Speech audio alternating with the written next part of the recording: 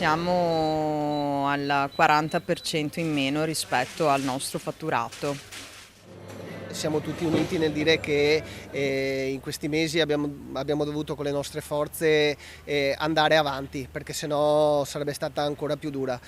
A circa una settimana dalla riapertura della piazza, a cui seguiranno eventi che porteranno la comunità a ripopolare il centro cittadino, i commercianti fanno un bilancio di quello che sono stati questi mesi. Tra rabbia e fatica c'è stato da rimboccarsi le maniche per non chiudere, dato lo scarso afflusso di gente.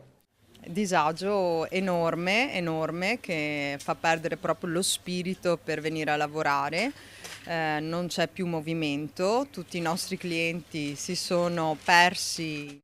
Abbiamo tenuto duro, insomma, perché sapevamo che comunque una fine dei lavori arrivava e adesso vedo che finalmente, insomma, possiamo essere fiduciosi.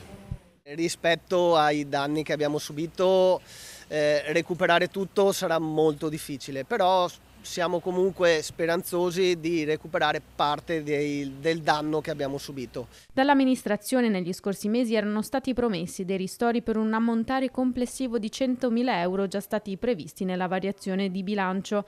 Il sindaco fa sapere che è in corso il calcolo delle perdite per capire come gestirne la divisione tra i commercianti. Quelli stiamo ancora in attesa di capire quale può essere la soluzione migliore per averli.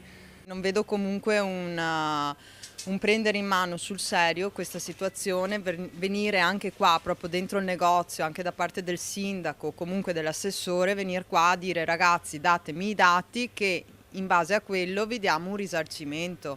Attacca l'opposizione. I ristori, se mai arriveranno, saranno pochi e saranno tardivi. Noi quello che chiediamo in maniera forte e chiara è un vero piano di rilancio del centro, che non passi solo per quella che è la costruzione di eventi, ma passi anche per un rilancio in termini di promozione, in termini di brand e soprattutto anche in termini di servizi.